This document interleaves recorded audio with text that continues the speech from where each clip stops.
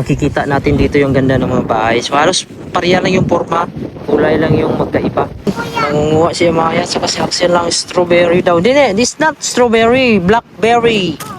Sad, go! Ayan, may mga kaibigan na si Axel, mga Pilipino. Ayan o. Ayan. Kilala mo yun, Sydney? Oo. Papagupit. Nagpapagupit sa papa mo. Nagpapagupit. Ano yun, sana matagal na sila dito? Hindi. Tagal na daw. Ayan. So, marami palang Pilipino dito. Hello po mga kabayan. So, kararating lang natin ang bahay. So, may niluto si Mrs. dito na Spanish bread. Ito po, niluto niya. Ayan. Si Axel, galing siya dun sa labas. Naglaro siya dun. Tapos si Amaya, dito lang sa bahay. Simula pa kanina umaga. So medyo mainit at masakit yung init, naramdaman ko. Pero yung temperature natin, 10 degrees Celsius. Pero pag yung init na tuloy-tuloy, masakit pa rin siya mga kabayan. Hindi ko kaya din magtagal din sa labas. At nanibago ako. So yung init kasi dito, pagka nababad ka sa labas, masakit din. Lalo na pag walang hangin. Pag may hangin, okay lang siya. Yan. So medyo nakakapagod magtrabaho pagka yung babad ka din sa init. Pero ayos lang. Meron naman tayong kain dito na Spanish. Kain po tayo. Kain ka na, Axel? Naglaro kanina si Axel sa labas ng football. Ito yung hindi daw naka-vlog si Mrs. paano daw ito gawin. Sa air fryer naman niya ito ginawa. Sa sunod mag-vlog tayo. I-vlog natin to sa sunod kung paano ginawa. So, mga bayan, iba din talaga yung init pagka tumama dito sa may tumama sa may salamin, masakit din yung init. Lalo na kasi yung katawan mo nakapag-adjust na dito sa Greenland yan. Medyo maiinitan na din yung katawan mo pagka tuloy-tuloy yung init. Kain po tayo. Ang portahan ng 7. Kainit kain. Pati yung isang maligit, kalaki. Sarap. Busog naman tayo nito. So, nagmerinda din kami kanina dito sa office namin kasi yung isang kasama namin, nagpaalam na siya at umalis siya sa kumpanya, 21 years siya sa trabaho. Matagal-tagal na din siya. So yung niya kanina, hinanda kanina tinapay. Yung nila dito mga kabayan, pag naghanda sila, lang. Tinapay, yung mga matatamis, mga cake. So ganyan na yung handa nila dito. Hindi kagaya sa atin sa Pilipinas na kapag may mga party, grabe yung handaan. Marami yung handa sa atin. So dito sa kanila, simple lang yung handaan, yung mga ganyan. Coca-Cola, farewell party nung kasama ko. Ayun, soup drinks, tapos yung tinapay matamis. Yung maraming handa dito, gaya yung company party, ganyan, Christmas party, ganyan. Tapos yung boss ko, nakita na kami nung nakaraan. So, tunahan niya ako, kumusta niya ako. Tapos sabay niya ako hug. Tapos tanong siya yung mga nangyari sa Pilipinas. Kasi nabalitaan niya ng nung nangyari yung mga lindol. Nagtanong siya sa akin. Kasi yung boss ko kasi mabait yan. Yung team leader namin. Siya yung assign sa mga project. Tapos yung asawa niya kasi yan patay na din na cancer. Last 2 years ago. Pero nandito pa ako dati. Tapos maliliit na yung mga anak nila. Mabait siya mga kabayan yung boss ko. So matapos kong kumain ng Spanish, medyo naumay ako na parami. So kain na naman tayo dito ng mga kabayan. Ito yung balatong or sitaw sa amin. Nilagyan ni Mrs. ng manok, adobo. Yan. So ito lang talaga yung magawa namin pag nasa loob ng bahay. Kasi nakakatama din lumabas mga kabayan. Kahit sabihin mo may init siya ngayon, medyo mawawala din kasi mamaya malamig na naman siya. So ibang-iba na talaga dito sa Greenland pagkatapos trabaho. Halos minsan nasa loob lang kami ng bahay. Minsan nalabas kami kasi samahan si Amaya at si Axel gusto na maglaro sa labas. Hindi gaya dun sa Pilipinas, no? Pwede kang lumabas anytime. Ngayon nga sa Lone Pass, sa Lone Pass nila iba. Dito na. Sa Batson, sa Philippines. Kain po tayo. Magandang gabi po. So, gabi dito, pero grabe kaliwanag. So, ngayon papasyal kami kasi si Amaya naiinip dito sa kwarto at saka si Axel. Kasi gusto ni Amaya gagala doon sa labas. Si Axel kanina gumala ito. So labas muna kami at enjoy namin itong summer kasi next month baka may snow na pagka September. Minsan September kasi dito may snow pagkatapusan pero hindi pa naman malakas. Let's go na, let's go. I'm here. Tuwang-tuwa si Amaya. Kanina pa nagyaya. Hindi kasi kagaya sa Pilipinas mga kabayan. Pagka sabi niya labas, pwede lumabas agad.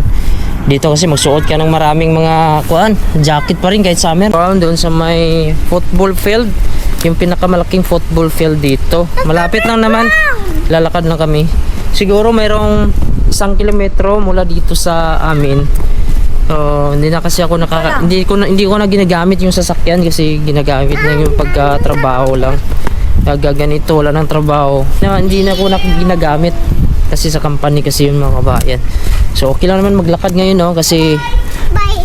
ang temperature natin 9 degrees Celsius. Pero nag-jacket pa rin tayo kasi malamig pa rin pag tumagal. Axel, dito! Yan.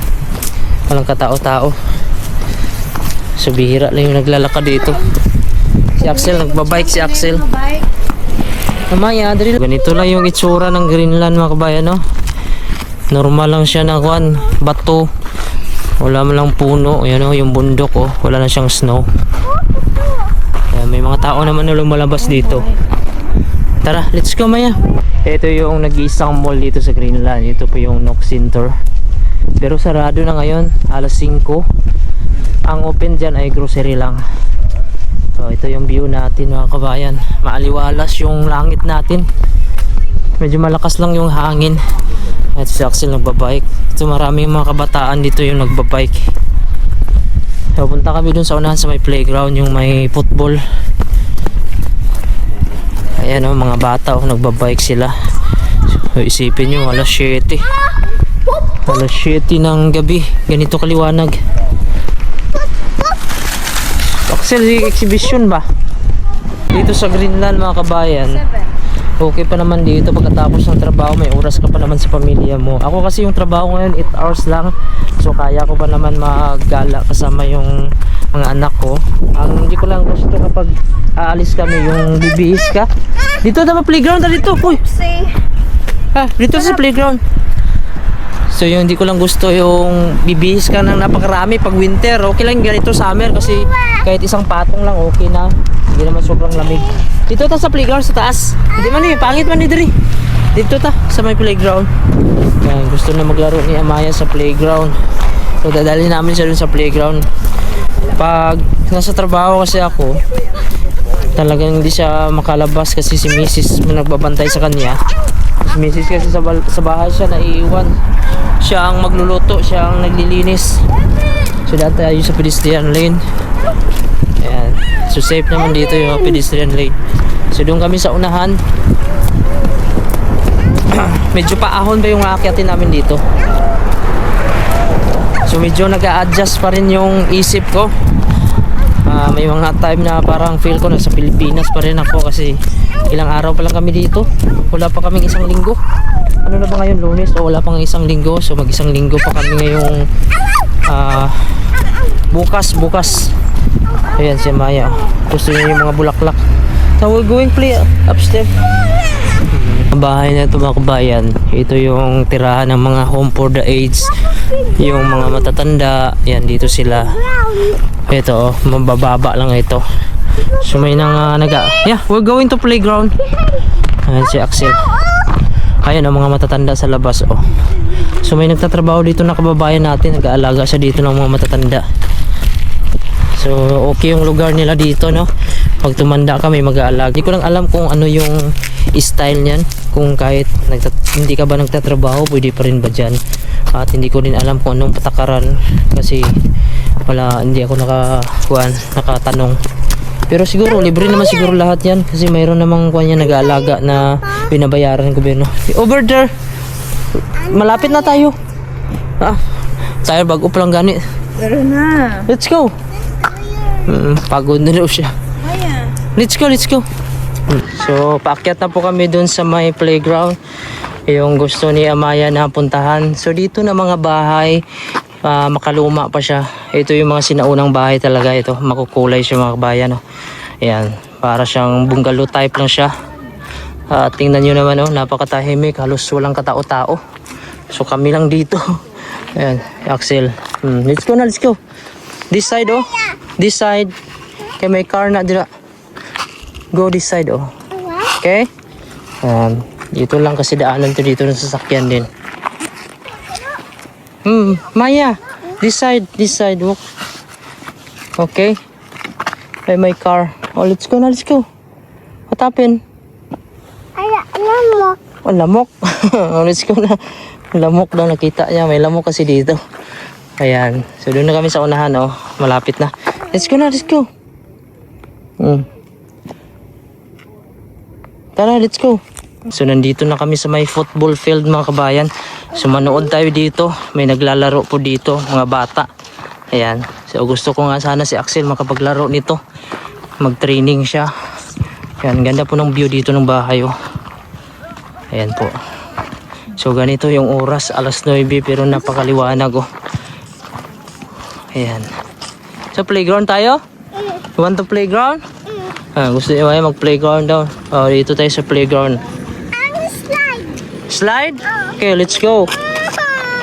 Come over here. Yo, playground. Asa si Axel? Ay, grabe si Axel, oh. Papa, look. Look, Papa. Si Amaya din daw, oh. Uy, grabe galing ni Amaya. Very good si Amaya. Monkey. Mami. Oh, grabe si Axel. Nagsaka si Axel, oh. Nakakyat, oh. Meron tayong ano sa ulo. Uy, si Amaya daw, lock. Okay. Uy, grabe si Amaya, oh. Pasikat si Amaya, oh. Magaling daw siya. So, ito yung itsura ng playground nila dito. Kaso mabato lang sa ilalim. Medyo nakakatakot lang din kung mahulog ka. Wala kasi mga buhangin. Ayan po, oh. Ayan, ito yung itsura. Papa, come. Look, slide, Maya. Slide? Okay, let's go, let's go. Gusto niya daw mag-slide. Let's go. Tingnan natin. Dati maliit pa siya dati dito. Pinaalalayan ko pa ngayon. Wala na. Marunong na siya. Hold lang ha. Hold ha. Okay? Scared. Ha? I'm scared. Don't scared. You're a big girl. I'm scared. Okay, slow lang.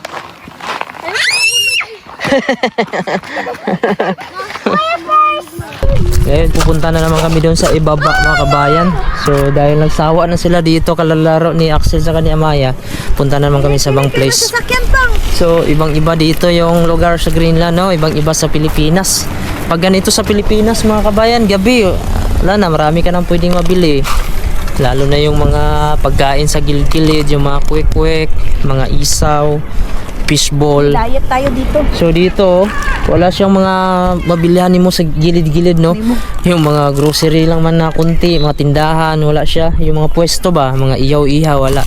Siguro dahil sa kuan din, lamig din dito kasi.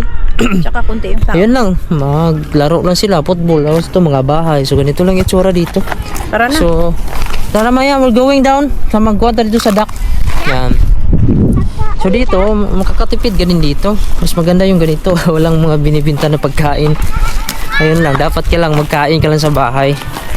So, iba yung kuan dito. Pag nasanay ka sa Pinas na gusto mo palagi gala, tapos gusto ka mag-shopping kahit gabi. Meron naman dito shopping pero mahal. Tapos hindi din man kompleto gaya sa atin, no, na marami. May mga delivery pa, yung Shopee. Ang malakas sa atin ngayon, Shopee. Mabilis na yung deliver, tsaka mura. Dito mahal. So, kailangan lang natin dito dumiskarte. Yung lifestyle natin dito, kuha natin, i-focus natin kung ano yung goal natin sa abroad. Ang importante lang naman dito sa amin ay makakain kami. Yun lang. Busog, yung healthy. At kahit hindi naman malaki yung ipon, basta wala lang sakit. Bakit daw ako napunta dito sa Greenland na napakalungkot naman daw dito? Dapat maghanap daw ako ng lugar na kung saan medyo hindi daw malungkot. So ako mga kabayan, okay lang sa akin kahit malungkot yung lugar, basta kasama ko lang yung pamilya ko, yun yung pinaka-importante. So anuhin ko naman yung lugar na masaya, kumpleto lahat, may mga libangan, hindi mo naman kasama yung pamilya mo. Yung iba, swerte yun sila na napunta sila sa lugar na kung saan kompleto, may malaking building, pwede sila mag-shopping, gumala. Samantalang ako, dito ako napunta sa Greenland. Pasalamatan ko pa rin kasi tahimik naman dito at malayo sa gulo, at ang importante kasama ko yung pamilya ko. So ang importante kasi sa akin, pamilya. Mas ma-homesick kasi ako mga kabayan, no, pag hindi ko kasama yung pamilya ko kaysa sa lugar na ganito, napakatahimik. Basta kasama yung pamilya, mawawala naman ng homesick. So sa totoo lang mga kabayan, pwede naman ako magsubok sa mga lugar gaya ng Canada, Australia, New Zealand. Pero sa akin kasi, kapag nag-apply kasi ako mga kabayan, hindi ako sigurado kung makukuha ko agad yung pamilya ko. Pero kung mayroon opportunity na matanggap ako tapos automatic makuha ko agad yung pamilya ko mga kabayan, siguro lilipat ako. Pero kapag ako lang yung mag-apply mga kabayan, ako lang yung makuha tapos pasunod ko yung pamilya ko, baka hindi na siguro ako tutuloy. Mas gugustuhin ko na lang dito magstay sa Greenland basta kasama ko lang yung pamilya ko, kahit malungkot yung lugar para sa iba. Pero sa akin, kayang-kaya naman. Basta kasama mo lang yung pamilya mo, priority ko yung pamilya ko mga kabayan. Mas okay sa akin na kasama ko yung pamilya ko kahit malungkot yung lugar kaysa sa lugar na masaya tapos hindi mo naman kasama yung pamilya mo, hindi ka rin mag-i-enjoy. Yun sa may mga duck, pagka winter wala yun sila dito, pagka summer nandito sila. So, hindi ko lang alam, nagmamigrate din ba siguro yung duck, lumilipat sila na ibang lugar o mayroon ba silang lugar dito sa Greenland na tataguan. Yan, gusto ni Amaya yung flowers. Oh, there are many flowers over there. Let's go, come here, this side. Oh,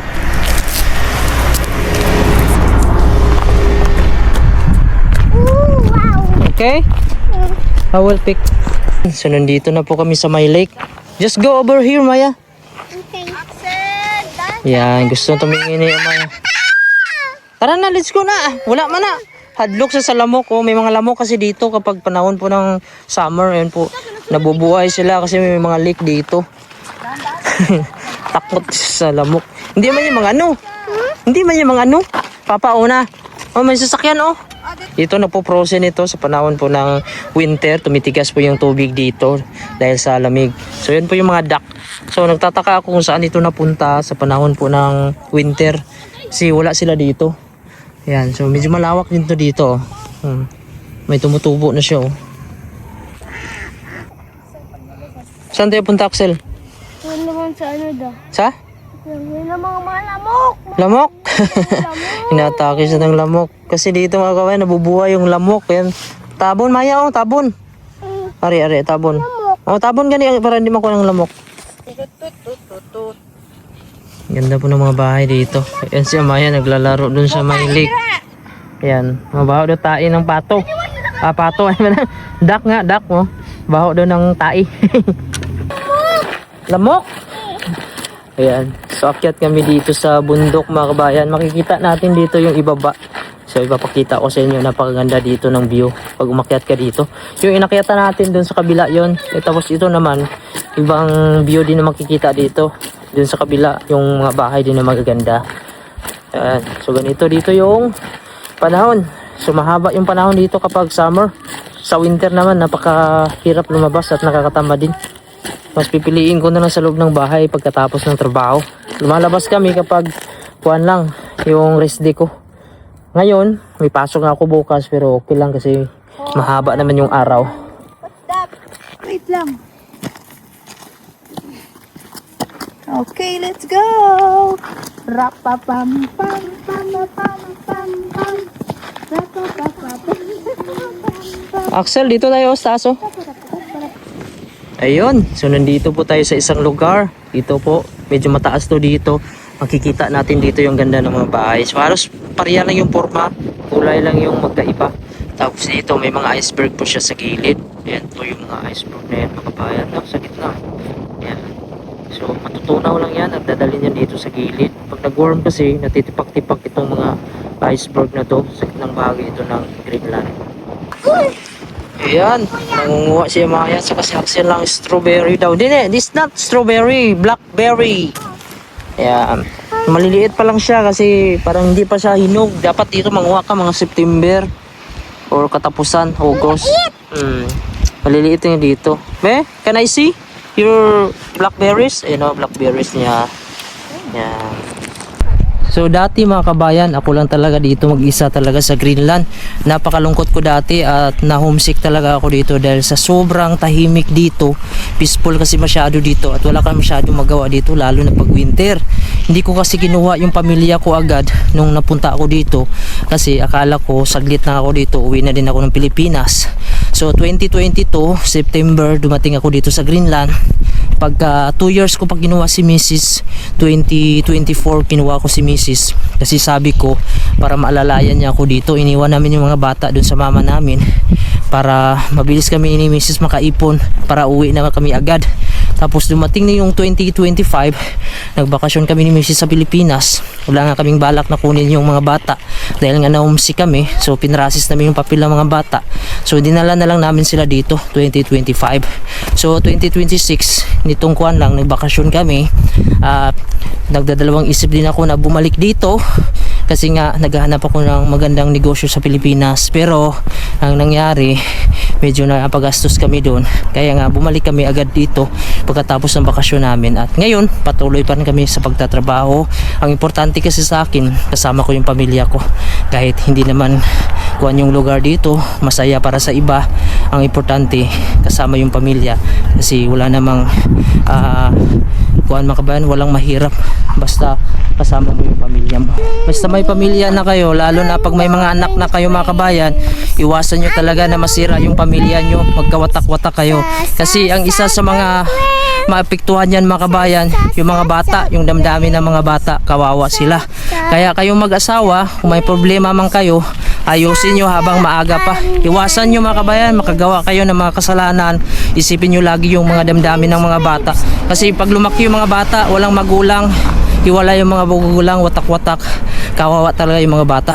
Kaya yun, payo ko lang sa inyo mga kabayan, no? Based lang sa aking experience, na mas mabuti pa rin kahit mahirap yung pinagdadaanan, buo pa rin yung pamilya. Kasi pinaka-importante talaga yung pamilya, yun yung nagbibigay lakas sa atin mga kabayan. Kung ano yung pinaka-magandang kayamanan, ang totoong kayamanan, ay yung buo yung pamilya. So kahit mahirap yung buhay mga kabayan, iwasan nyo magkawatak-watak kayo. Kasi ang importante mga kabayan, ang tunay na saya, yung buo yung pamilya. So aanin mo yan mga kabayan kung nasayo na lahat yung mga kayamanan. Kung hindi naman kumpleto at hindi naman buo yung pamilya nyo.